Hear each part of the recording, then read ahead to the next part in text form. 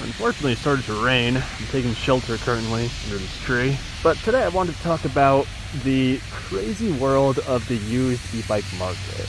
On the surface, buying a used e-bike seems like a really good idea. It's a great way to save some money. E-bikes can be very expensive, but yet a very fun purchase. So it seems like a pretty good solution. But if you've ever checked the used market, you'll know that it is a weird place. I know personally, before, I've checked it somewhat regularly for used Surons, and more often than not, they are the same exact price, if not more expensive than brand new models. So I want to go ahead and explain why this is the case, the reality of the used bike market, as well as the things that I've learned and I look for when selling and or buying a used bike.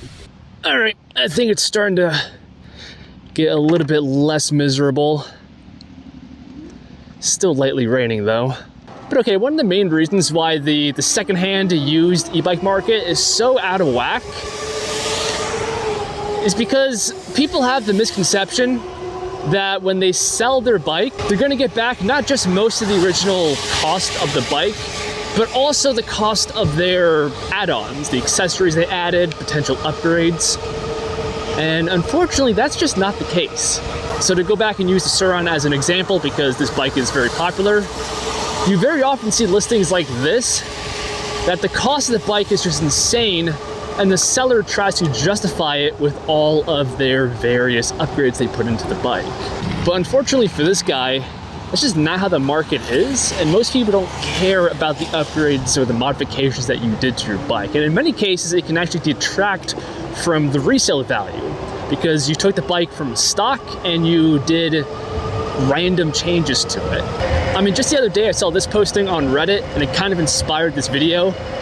It's a Talaria XXX that a guy modified with some different parts. And keep in mind, the bike is used. It doesn't even have a functioning front brake in this case. And the guy wants more for this bike than a brand new stock XXX. Kind of insane, but this is what you have to deal with currently in the aftermarket. People are really attached to their bikes and they think they're worth a lot more than they actually are. And this can also double as a lesson for any of you guys that currently have a bike and you might sell it someday and try to recoup some of your cost. It's often best to keep the bike stock, or at least revert it back to stock once you're done riding it and you're looking to resell it. Because other people don't care about the weird modifications and upgrades that you did to it. Something else that you have to keep in mind that's very prevalent with really all electric vehicles is the lifespan of the battery. This is crucial in the used market because it's essentially how much useful life the bike has left in it. Yes, you could replace the battery, same as like the brakes, right? Once those wear out, you can just put new brake pads on.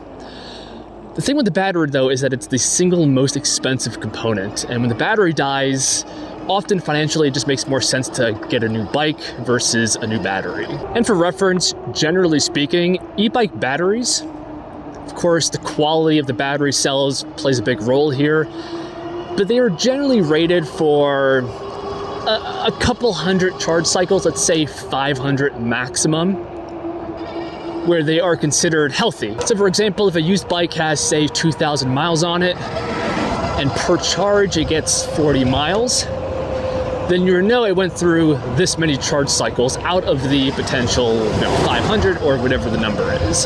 And that gives you a gauge on the current lifespan of the battery. And then a third key way to determine value on the secondary market is to look at the current first-hand e-bike market. Because even though you might be looking for a used bike, of course you have to compare this against what you could be buying. So for example, one new bike that's about to hit the market that I think is really going to shake up the value equation here and reprice everything else is the new Mantis X. It's 72 volts, 30 amp hour battery, power of 6.5 kilowatts, and it costs $3,000. So due to the existence of this bike, if I was looking for, say, a used Suron, a bike in this category, it would have to be a better deal than this bike, obviously. Yeah, so those are just some tips I want to give you guys, if you're considering buying a used bike, or you're just wondering how to value a used bike, see if they're a good deal or not, those are some of my key tips. Always compare it against what you could be buying new. There's always new bikes in the market that could change up the equation. The lifespan of the battery is key. Unlike with the brake pads and other cheaper parts, the battery is very expensive, and often it doesn't make sense to change it out.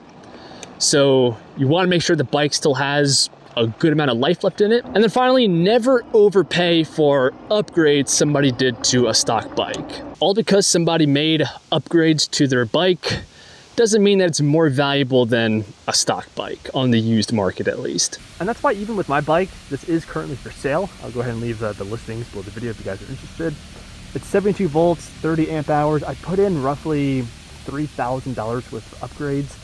The bike stock was $3,800, but I'm selling it for just $2,000 because that's how the market goes, and I think that is more of a fair price for something like this. Even though I put in a lot more money, that's just the reality of the market. So yeah, don't overpay for used bikes. There certainly are deals to be had. I think it can be worthwhile to check the used market. For example, I think this is potentially a steal for somebody out there. Just be aware that a lot of people want to get all their money back when they sell their bike, and don't be the sucker that allows them to get away with that. That's it for this one, and I'll see you guys in the next one.